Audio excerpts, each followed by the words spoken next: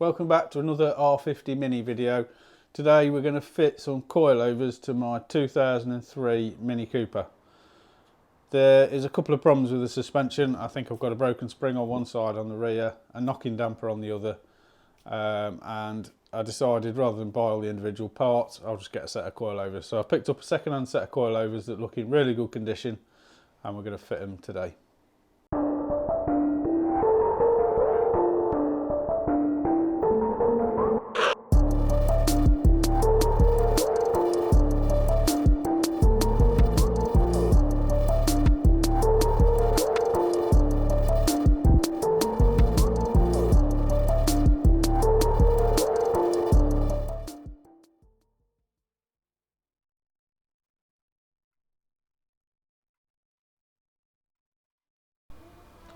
So there's going to be an awful lot of voiceover in this video.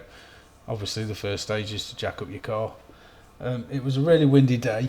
It was really hard to get footage on the camera that wasn't full of wind noise, and being outside it's never so much fun talking to the cameras. I'm going to start on the back. I've got the back jacked up with the wheel off and get the first strut off.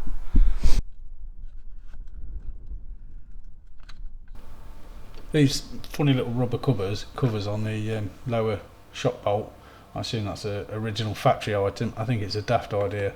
It just meant that any moisture that got in there was just held there, and these bolts, I had in my mind before doing the job that it would be nice and straightforward and easy. Just buzz out the bottom bolts, undo the two nuts at the top, take the strut out, but it wasn't that easy at all. It was pretty well rusted. I spent a fair bit of time spraying it with some WD-40 or whatever, wire wheel on the end of the bolt, and then I ended up using this torque wrench as a long ratchet. I haven't got a long handle ratchet. There's plenty of slips, plenty of frustration and words, and eventually they come out, but not a lot of fun. I think if you're going to do these shocks, these rear shock absorbers or struts or whatever, then you want to spend a couple of days spraying the threads, wire wheeling, cleaning it all up thoroughly. I struggled like mad with this side, but then when I went to do the other side, I spent a little bit more time cleaning the threads up, so it came apart an awful lot easier.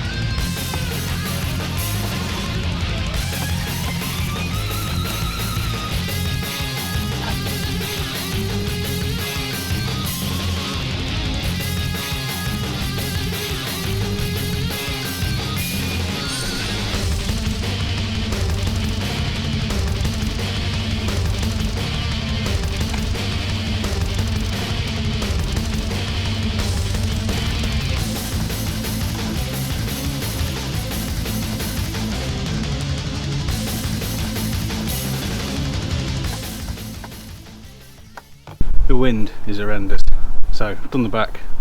The passenger side went a lot easier than the driver's side, so I'm going to do the front now, as long as the wind doesn't blow the camera over too much.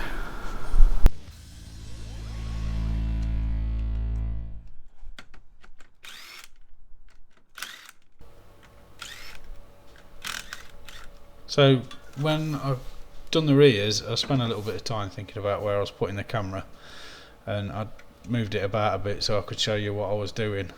However, when I was doing the front, the whole day was really windy, and I kind of got a bit carried away with just getting on with it and not moving the camera around and fitting the coilovers. So I didn't move the camera from this position. I think the wind might have moved it once or twice, but that was it. So the front end is an awful lot more straightforward than the rear, providing the pinch bolt comes undone, which you saw me there using the breaker bar to just loosen it, and then the impact gun to wind it all the way out. They can snap those pinch bolts, so it's a very good idea to just try and use a ratchet or a breaker bar or something just to loosen it off first before you get stuck in with an impact gun. And then it's just a case of sliding the hub down off the shock absorber. I realised once I undid the top and tried to get it out, I'd not undone the anti-roll bar, so that you'll see that in a minute. But it's just a case of levering down on the bottom arm to get the hub to go down far enough, and then it just slots the shock absorber out of the hub.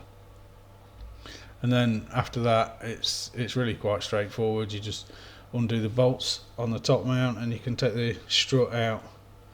Although I didn't undo the anti-roll bar, as you'll see, so I had to do that with the strut still in place, which was a little bit annoying, shall we say.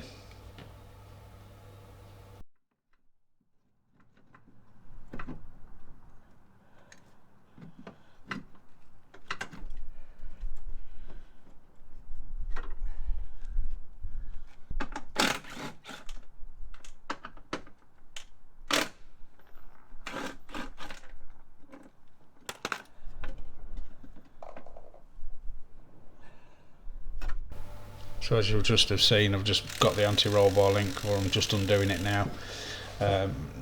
That's not really the right way to do it. You should do it while the strut's still attached to the car. One of the first things to do. You've got the anti-roll bar link, the brake pipe and the ABS sensor to disconnect whilst under the wheel arch.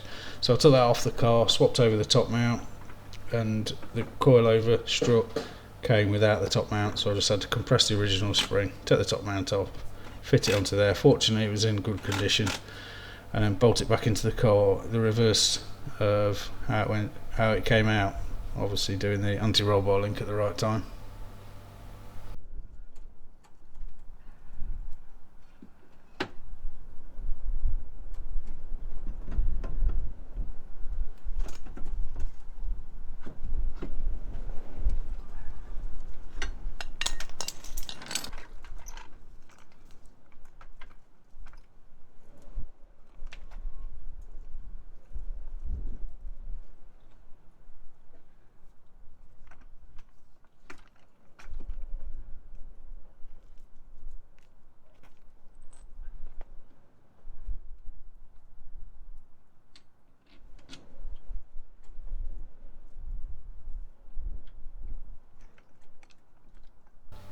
So now I've got it all bolted back together.